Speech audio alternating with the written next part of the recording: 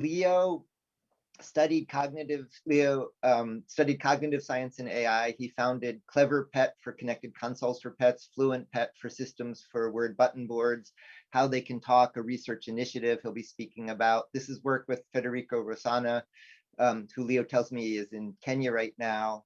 And I'm delighted. There's been a lot of coverage of his work with Alexis Devine, who I'm pleased will be able to join for the panel. And in particular with Alexis and her famous Sheepadoodle bunny, who's perhaps more famous than anybody else in today's program. So go ahead, Leo. Hi, I'm Leo Trottier, a cognitive scientist, founder and CEO of CleverPet, and designer of the Fluent Pet Hextile system. In the interest of time, I'll just jump straight to the demonstration.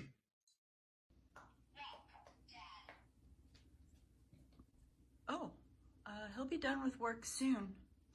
Maybe he can walk you after.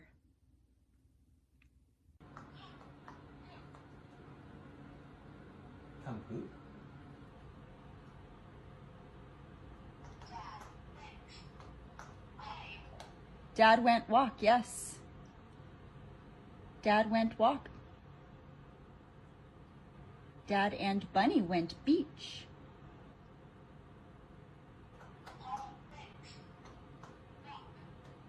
Yes, you went potty walk. That's right. It's important to note that none of this is staged. None of this is specially trained. It's not cherry-picked from hundreds of daily random interactions. In fact, over 40,000 homes have acquired the Fluent Pet Hextile system that Bunny up here is using, with many experiencing real success teaching their dogs to use buttons. This didn't come out of nowhere. We actually started by trying to use smart hardware to train dogs and cats while they're alone at home. The hope was that with enough software, data, and dogs, we could begin to open up entirely new lines of communication with other species. But everything changed in the fall of 2019 when we saw videos of dogs using recordable sound buttons to apparently meaningfully communicate. A speech-language pathologist named Christina Hunger started getting popular for the videos she was posting of her dog Stella using an augmentative and alternative communication, that is, an AAC board. She was in San Diego, and so we met for coffee. And after talking to her, it was clear that she was definitely earnest. I also pitched her on the idea of organizing her buttons into hexagons, but we didn't end up working together. Instead, a few months later, I was working with dozens of button teachers who were frustrated by having to Velcro buttons onto large pieces of plywood that were quickly taking over their living rooms. So we got to work developing and sending out a range of different prototypes designed to help people organize their learners' concepts better.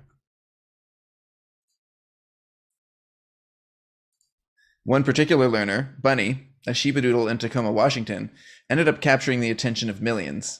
People were fascinated not by silly pet tricks, but instead about the prospect of communicating with another species.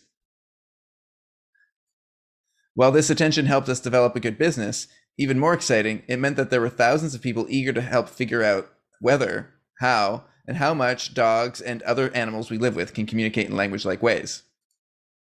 Educators of young children, speech-language pathologists, dog trainers, and many others have come together in an online community we've created. Most of them are definitely dog people, and so it's not that they want a substitute for dog body language. Instead, they see buttons as a way to get insight into their dogs that they simply couldn't get any other way.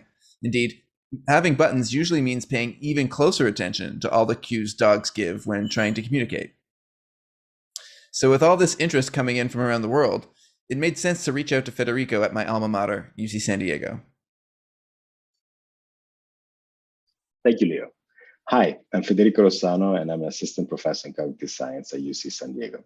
I'm also the founder and director of the Comparative Cognition Lab, where we study social cognition and communication in many animal species.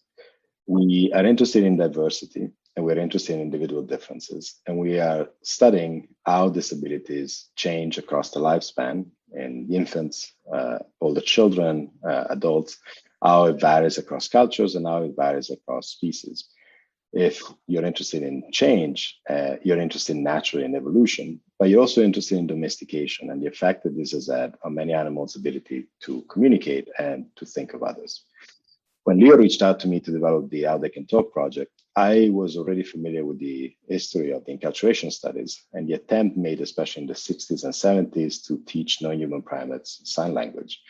I was also familiar with a paper that came out in 1979 by Terrace et al. Called Can Ape Create a Sentence?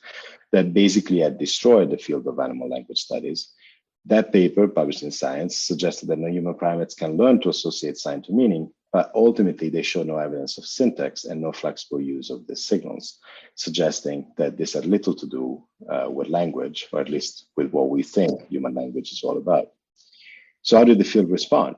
Well, many decided that maybe we should focus more on comprehension rather than production and look at how animals understand human signals. And this was particularly the case with dog studies, where, for example, some studies were done with border collies like Rico and Chaser to show how many words they could actually understand. Others decided to focus on intraspecies communication. So that instead of looking at how chimps communicate with humans, we should look at how chimps communicate with other chimps. What kind of gestures do they use, vocalizations, facial expressions, and understand more about their repertoire.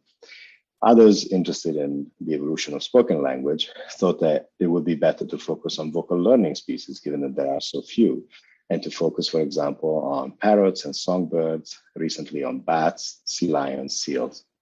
Yet many decided to still work on interspecies communication and focus on the use of augmentative and alternative communication devices that have been used for almost 100 years with nonverbal humans. Many were successful with chimps and bonobos, for example, with dolphins, and even with one dog in the early 2000s. So you knew it was possible. Yet those studies have been challenged by many academics and also by the general public. And we wanted to preemptively address some of the concerns that have been raised over the years. One of those concerns was the issue of overinterpretation of the data provided and the issue of cueing that the humans might be doing with the animals, so that what has been called the cleverance effect. We try to tackle that by using 24/7 chronic video recording on the animal, on the soundboard, on the human interacting with the animal, so that we could ultimately detect any kind of cueing that could be going on. The original studies required extensive training performed by experts across many hours a day, and we wanted to have something that could be done by non-expert through occasional training, just a few minutes a day, so that many more participants could actually engage in the studies. We were concerned about the fact that in many of these enculturation studies, the animals were either living with humans or at least separated by the conspecific and now living in captive conditions. And we wanted to sort of facilitate an environment that would be homey and comfortable for the animals while going through this kind of training. And of course, for dogs and cats, human homes might feel like that. There was a general issue with low N by many of those studies because of the difficulty of training the animals, which led to an issue on detecting which kind of variables would really play a key role in learning and the use of these devices. And so we want to do the opposite, so collect data on thousands of participants so that we could not only understand abilities of different species, but also detect outliers and ultimately figure out what kind of variables could play a role in these abilities so that we could look, for example, at breed or age of starting of the training, of temperament, and the amount of training that they're going through and the type of training that they receive by their teachers and so on and so forth. Ultimately, when you look at the How They Can Talk project is developed, we have three main phases. Phase one, mutuated by language acquisition research with humans, relies on surveys, questionnaires, focus groups, even forums, where participants provide us with a large amount of data documenting the learning that is going on. Which buttons do they use? When do they start using them? In which order? What kind of combinations do they make? In which context? In phase two, through this longitudinal continuous 24/7 video recordings, we actually can document the kind of training that, how often the humans are interacting with them, and also the spontaneous use that the non-human animals are making of these devices, and what kind of buttons do they push, in which order, and so on. And in phase three, we want to control for potential issues that might be going on and rely on behavioral testing to properly assess to what degree the animals know what they're doing when they're pushing those buttons, and to what degree their use of these devices is actually flexible, contra Terrace et al. in 1979.